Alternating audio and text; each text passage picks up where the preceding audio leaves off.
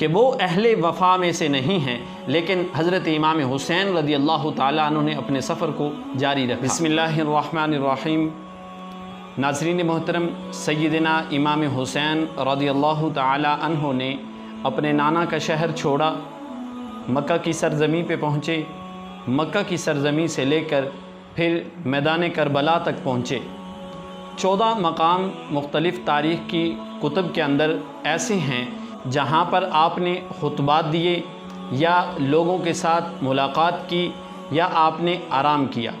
تو مختلف تاریخ کی کتب کے اندر 14 مقامات ایسے ہیں کہ جن کا کتب کے اندر ذکر موجود ہے۔ مکہ سے کربلا تک تقریباً 1731 کلومیٹر سفر ہے،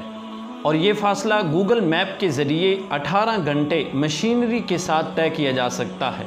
مگر آج سے 1381 سال پہلے کی بات ہے کہ یہ راستہ کتنا کٹھن اور مشکل ترین راستہ تھا کہ جس پر امام حسین رضی اللہ تعالی عنہ نے 8 ذوالحج 60 ہجری کو یعنی 10 ستمبر 680 عیسوی کو اپنے اہل خانہ کے ساتھ اس سفر کا آغاز کیا۔ سفر شروع کرنے کے بعد آپ نے تقریباً 14 کے قریب ایسے مقامات ہیں جہاں پر پڑاؤ ڈالا، ملاقات کی، خطبات دیے، یا وہاں پر آپ نے رہائش کا اہتمام کیا، کچھ وقت کے لیے وہاں پر پڑاؤ ڈالا۔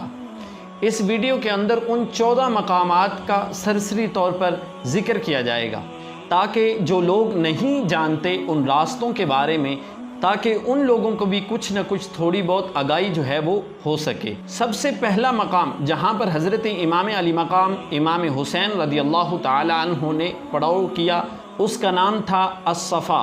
یہ وہ پہلا مقام ہے۔ اس مقام پر عرب کے مشہور شاعر فرزدق کے ساتھ حضرت امام علی مقام امام حسین کی ملاقات ہوتی ہے، اور اس نے حضرت امام حسین رضی اللہ تعالی عنہ سے کوفہ کے حالات پوچھے۔ جب آپ نے اس کو حالات بتائے، اس نے کہا کہ کوفہ کے لوگوں کے دل آپ کے ساتھ ہیں، لیکن ان کی تلواریں جو ہیں یہ آپ کے خلاف اٹھیں گی۔ پھر دوسرا مقام ایسا آیا جو ذات ارق کے نام سے مشہور ہے۔ مکہ سے کوفہ جاتے ہوئے یہ وہ دوسرا مقام تھا جو مکہ سے تقریباً 92 کلومیٹر کی مسافت پر موجود ہے، اور اس مقام پر امام علی مقام امام حسین رضی اللہ تعالی عنہ اپنے کزن حضرت عبداللہ بن جعفر رضی اللہ تعالی عنہ سے ملاقات کرتے ہیں، اور اس ملاقات کے اندر حضرت عبداللہ بن جعفر نے آپ کو اپنے دونوں شہزادے اون اور محمد جو سیدہ زینب سلام اللہ علیہا کے بدن سے ہیں، وہ دونوں کے دونوں صاحبزادے آپ کو عطا فرمائے، اور ساتھ آپ نے کوفہ جانے سے روکا کہ آپ کوفہ نہ جائیں، لیکن امام حسین رضی اللہ تعالی عنہ نے ارشاد فرمایا کہ میری منزل جو ہے وہ اللہ کے ہاتھ میں ہے۔ پھر چلتے چلتے ایک اور مقام آتا ہے کہ اس مقام کا نام بطن الرومہ ہے،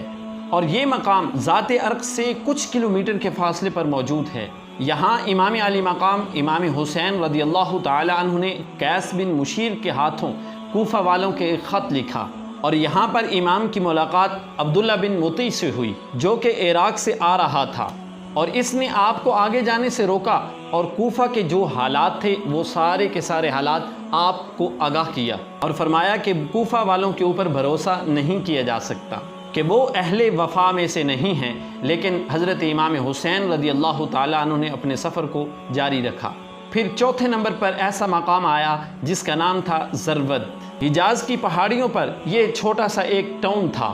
اور یہاں پر پہاڑیوں کا جو سلسلہ ہے وہ سارے کا سارا ختم ہو جاتا ہے، اور عرب کا تپتا ہوا ریگستان شروع ہو جاتا ہے۔ یہاں پر امام کی ملاقات زہیر ابن القین سے ہوئی، اور جب اسے پتہ چلا کہ امام حسین کس مقصد کے لیے جا رہے ہیں تو اس نے اپنے سارے کا سارا سامان جو تھا وہ اپنی بیوی کو دیا، اور کہا کہ یہ تو جان اور رب جانے، میں حضرت امام علی مقام امام حسین کے ساتھ اس سفر کے اندر جا رہا ہوں، اور امام کے ساتھ ہی میں قتل ہو جاؤں گا۔ پھر چلتے چلتے ایک اور مقام آتا ہے کہ جس کا نام تھا زبالہ۔ اس مقام پر حضرت امام حسین رضی اللہ تعالی عنہ کی ملاقات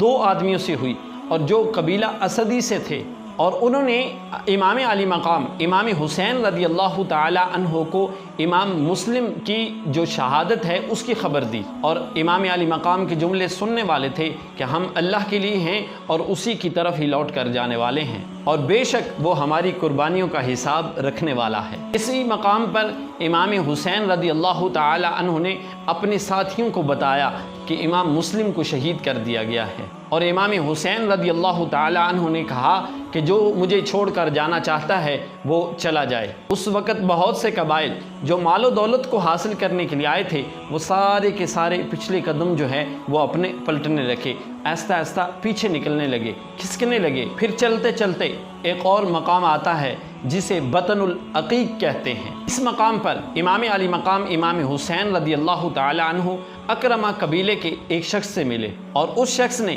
کوفہ والوں کا جو رویہ تھا اس کے بارے میں حضرت امام حسین رضی اللہ تعالی عنہ کو آگاہ کیا کہ کوفہ کے اندر آپ کا کوئی بھی دوست نہیں ہے، اور کوفہ کو یزید کے لشکر نے گھیرے میں لے لیا ہے، سارے کے سارے داخلی اور خارجی جو راستے ہیں ان کو بند کر دیا گیا ہے۔ اور اسی نے بھی کہا کہ آپ کوفہ نہ جائیں، لیکن امام حسین رضی اللہ تعالیٰ عنہ نے اپنے اس سفر کو جاری رکھا۔